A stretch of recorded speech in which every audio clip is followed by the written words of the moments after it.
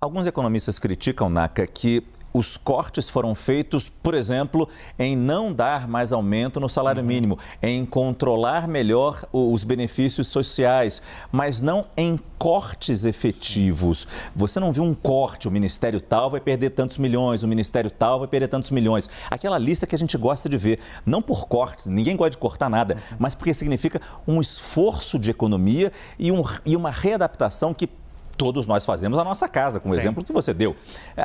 Isso talvez não tenha ficado muito claro ou realmente não existe esse corte claro? O que o governo se propõe a cortar, Márcio, é o aumento futuro daquele gasto. Então, imagina que você gasta R$1.000 com determinada conta e a expectativa é que esta conta cresça para 1.300. Aí você diz, não, eu vou cortar. Então, ao invés de 1.300 no futuro, daqui a um ano, eu passo a gastar 1.200. Efetivamente, você cortou. Tem seu valor. Exatamente. Sim. Mas os economistas consideram este corte como sendo de uma qualidade inferior. E a expressão que o mercado financeiro usa é cortar vento. Porque você não está cortando, de fato, uma coisa que já existe. Você deixa de gastar no futuro. E aí tem uma tecnicidade, Márcio, que é interessante. Dentre os valores apresentados mais cedo pela equipe de Fernando Haddad, estão, por exemplo, cortes relacionados às emendas parlamentares. 14 bilhões de reais em 2025 e 2026. Boa parte deste dinheiro não é um corte efetivo. O governo está tentando pegar parte do dinheiro das emendas, que já existem lá no Congresso Nacional, e direcioná-las para a saúde. E aí, qual que é a jogada do governo? Manda os 7 bilhões de reais em emendas para a saúde e, ao mesmo tempo, pega os 7 bilhões de reais que estavam no orçamento da saúde para cortar. Você substitui a origem dos recursos. A mesma coisa acontece com o Fundeb e recursos destinados à educação integral. O governo prevê um gasto, mas a origem deixaria de estar no Ministério e passaria por uma outra rubrica. É uma manobra contábil ali para você tentar cortar o gasto. Entendi. De fato, foi classificado, Márcio, como sendo um esforço que está no rumo correto, mas que falta ousadia, eu ouvi esse termo, e que falta um pouco de vigor mesmo, de força.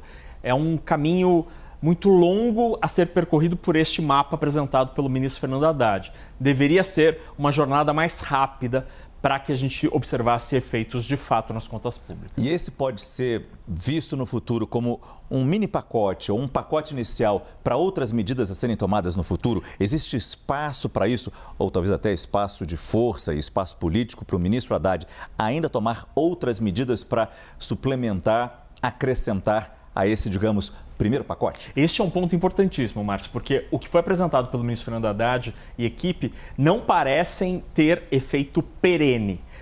É quase como um curativo temporário para um problema que é maior.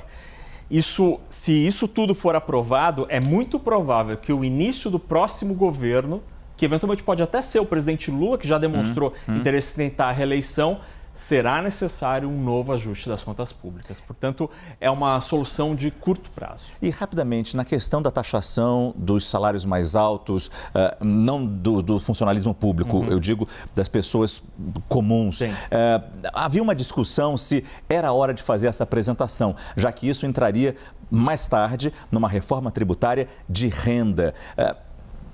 E isso foi um conflito, claro, em cima do que o próprio ministro Haddad já havia dito. Sim. E na entrevista coletiva ele deixou muito claro, Márcio, que ele foi voto vencido nesta questão. Ele gostaria, já defendeu isso várias vezes publicamente, ele deixou claro que, para ele, para o ministro da Fazenda, este assunto não deveria estar na mesma cesta do que foi apresentado hoje. Ele defende que o imposto de renda só deveria ser reformado depois de concluída a regulamentação da primeira etapa da reforma tributária, que diz respeito ao consumo. Este foi um voto vencido e dos mais importantes nesta história. E quem venceu, Fernando Haddad? Rui Costa, que é o ministro-chefe da Casa Civil e que claramente, durante a entrevista, se mostrou contrariado ao ser questionado por um colega jornalista se ele teria sido o responsável por desidratar o pacote fiscal. O ministro Rui Costa demonstrou muito incômodo com esta pergunta.